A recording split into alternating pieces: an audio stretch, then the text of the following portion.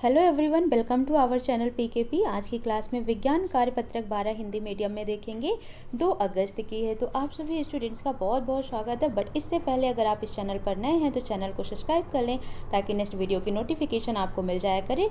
और अगर आप पहले से ही सब्सक्राइब कर चुके हैं तो आप इस वीडियो को जितना हो सके लाइक और शेयर ज़रूर करें। ठीक है, तो क्लास में हम क्या देखेंगे आज? रासायनिक अभिक्रियाएँ एवं समीकरण। तो याद रखना ये हैं क्या, सबसे पहले आप इनको समझिए।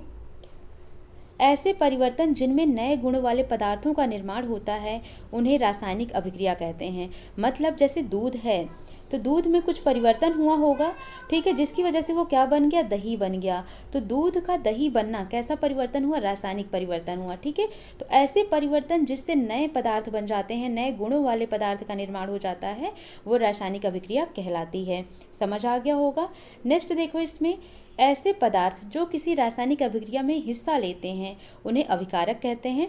जैसे यहाँ पर आप देखोगे मैग्नीशियम है और ऑक्सीजन है, ये दोनों हिस्सा ले रहे हैं इस समीकरण में, तो ये क्या कहलाते हैं? अभिकारक कहलाते हैं।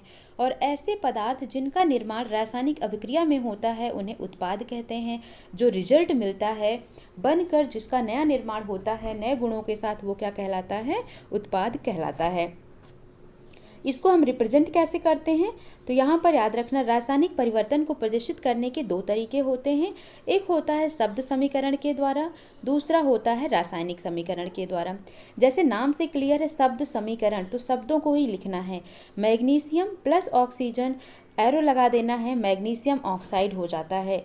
मैग्नीशियम और ऑक्सीजन आपस में क्या है? अभिकारक हैं, जबकि जो मैग्नीशियम ऑक्साइड है ये क्या है? उत्पाद है। ठीक है, रासायनिक समीकरण की बात करें तो इसको अब मैग्नीशियम को कैसे डिनोट करते हैं? Mg से। तो हम क्या लिख देंगे यहाँ पर? Mg। और ऑक्सीजन को O2 से डिनोट करते हैं तो यहाँ पर O2 लिख देंगे और इनका रिएक्शन होकर मैग्नीशियम ऑक्साइड बन जाएगा MgO। बट हमको इक्वेशन को बैलेंस करना होता है। देखो, Mg ऑक्सीजन के साथ मिलता है तो बनता है यहाँ पर MgO, लेकिन यहाँ पर ऑक्सीजन के 2 मॉलिक्यूल्स हैं तो यहाँ पर आपको 2 से मल्टीप्लाई कर देना है। तो ऑक्सीजन तो 2 मिल गया, लेकिन अभी मैग्नीशियम 2 नहीं मिला तो यहाँ पर भी 2 लगा देते हैं, तो ये आपको एक संतुलित समीकरण मिल जाता है। इतना समझ गए होंगे। ठीक है, अब यहाँ पर है, इसको हम कैसे डिनोट करते हैं? LHS से और RHS से। ठीक है, दैनिक जीवन में रासायनिक अभिक्रियाएं कौन कौन सी हैं? जैसे दहन, जब भी हम जलाते हैं किसी चीज़ को तो क्या अभिक्रिया होती है? उसकी रासायनिक अभिक्रिया होती है, रासायनिक परिवर्तन होते हैं। जंग लगना, क्यों? इसका क्या चेंज हो रहा है? यहाँ पर इसका कलर चेंज हो जा रहा है, रंग चेंज हो जा रहा है। पाचन, ठीक है, जो सॉलिड चीज़ आपने खाई वो एकदम कैसे एनर्जी में कन्वर्ट हो जा रही है। प्रकाश संश्लेषण, बैटरी, किण्वन विधि, धुलाई करना, बेकिंग, ये सभी कैसे परिवर्तन होते हैं? रासायनिक परिवर्तन होते हैं, और ये सभी एक तरीके की रासायनिक अभिक्रिया इसमें होती है। रासायनिक अभिक्रिया के प्रेक्षण कैसे आपको पता चलेगा कि यहाँ पर रासायनिक अभिक्रिया हुई है? अवस्था में परिवर्तन, रंग में परिवर्तन, तापमान में परिवर्तन, गैस का उत्सर्जन। अगर गैस बनती है वहाँ पर, इसका मतलब क्या हुआ है? वहाँ पर रासायनिक अभिक्रिया हुई है। तापमान में परिवर्तन हुआ है, रासायनिक अभिक्रिया हुई है।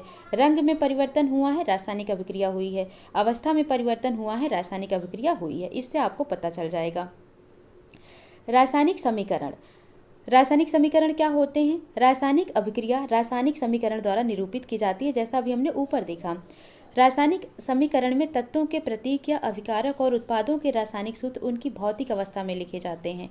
रासायनिक अभिक्रिया में आवश्यक परिस्थितियां जैसे ताप, दाब, उत्प्रेरक आदि को तीर के निशान के ऊपर लिखते हैं। जैसे जब आप क्या करते हैं, कार्बन डाइऑक्साइड और H2O का रिएक्शंस करवाते हैं तो क्या बनता है? ग्लूकोज बनता है, लेकिन और ऑक्सीजन भी बनता है। तो ये कौन सी गैस रिलीज हो रही है? यहाँ पर ऑक्सीजन गैस रिलीज हो रही है। ठीक है, लेकिन यहाँ पर क्या लिखेंगे आप? प्रकाश की उपस्थिति।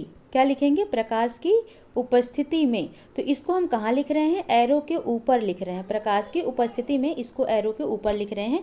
तो वही बोला जा रहा है यहाँ पर कि क्या करना है, जो भी रासायनिक अभिक्रिया की परिस्थितियां होती हैं, ताप, दाब, उत्प्रेरक, इन सबको तीर के निशान के ऊपर या नीचे लिखते हैं। मैग्नीशियम वायु में जलकर मैग्नीशियम ऑक्साइड बनाता है, ये आपका रिएक्शन हो जाएगा कि Mg को O के साथ रिएक्शन करवाएंगे तो MgO बन जाता है। ठीक है, अब नेक्स्ट देखिए, आओ अब हम अभ्यास करते हैं। हम कैसे कह सकते हैं कि किसी अभिक्रिया में परिवर्तन हुआ है या नहीं? ठीक है, तो कैसे कह सकते हैं? जब उसकी अवस्था में परिवर्तन हो, जब उसके रंग में परिवर्तन हो, जब उसके ताप में परिवर्तन हो, जब उसके गैस में उत्सर्जन हो। तो आपको उत्तर 1 में यही सब चीज़ें लिख देनी है कि हम कह सकते हैं कि किसी परिवर्तन में रासायनिक अभिक्रिया हुई है जब उसकी अवस्था में परिवर्तन, रंग में परिवर्तन, तापमान में परिवर्तन और गैस का उत्सर्जन हो, तो वहाँ पर रासायनिक अभिक्रिया होती है। नेक्स्ट क्वेश्चन नंबर 2 है, निम्नलिखित क्रियाओं में से रासायनिक परिवर्तन को छांट कर लिखो। तो जो प्रकाश संश्लेषण है ये कैसा परिवर्तन हुआ? रासायनिक परिवर्तन हुआ। कागज को फाड़ना ये कैसा हुआ? भौतिक परिवर्तन हुआ। दूध से दही का बनना रासायनिक परिवर्तन हुआ। पानी का उबलना रासायनिक परिवर्तन हुआ क्योंकि ये भाप बन रहा है। यहाँ पर ग्लूकोज और ऑक्सीजन निकल रहा है तो ऑक्सीजन क्या हो? गैस का बनना है ना, गैस का उत्सर्जन, तो ये क्या हुआ? रासायनिक परिवर्तन हुआ। पानी का उबलना यानी कि इसमें भाप बन रहा है तो तापमान में परिवर्तन हो रहा है, तो ये भी क्या है? रासायनिक परिवर्तन हुआ। दूध से दही का बनना, इसकी अवस्था में परिवर्तित हो जा रहा है, पहले ये द्रव में था अब सॉलिड हो गया, तो ये क्या हो गया? फिर इसको हम कहेंगे अवस्था में परिवर्तन। तो ये सभी आपको याद रखना है, ठीक है। अब उसके बाद कह रहा है यहाँ पर निम्नलिखित क्रियाओं में से रासायनिक परिवर्तन को छांट कर लिखिए, तो लिख दिया। उसके बाद आपको क्या करना है?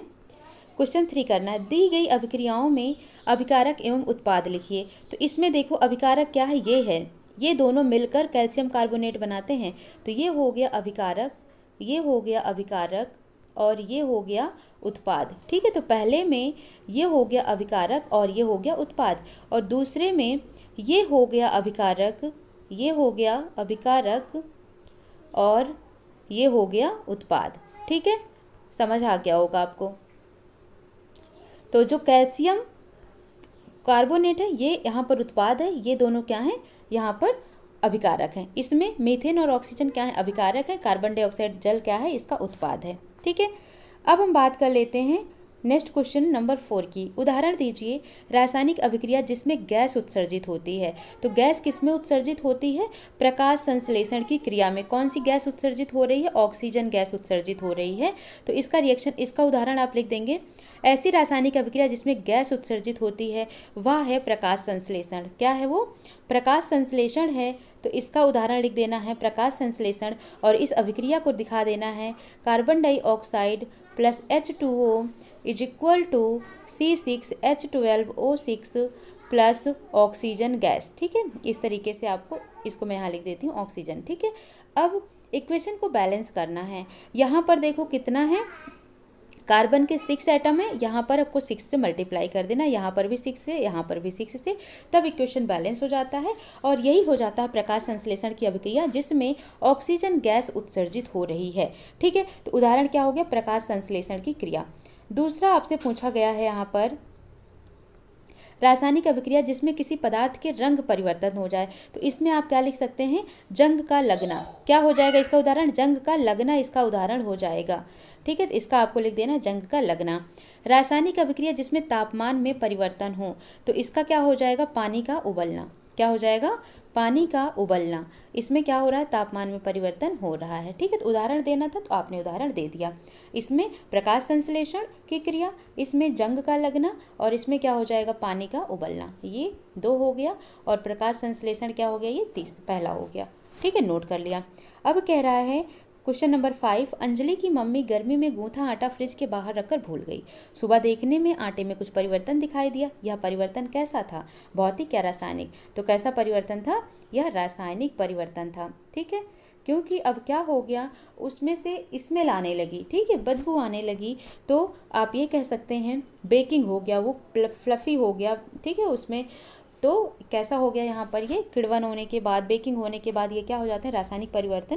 तो आंसर आपका क्या हो जाएगा? रासायनिक परिवर्तन। आई होप आपको समझ आ गया। सो मिलते हैं नेक्स्ट सेशन में, पर वीडियो को जितना हो सके शेयर जरूर करें। Thank you.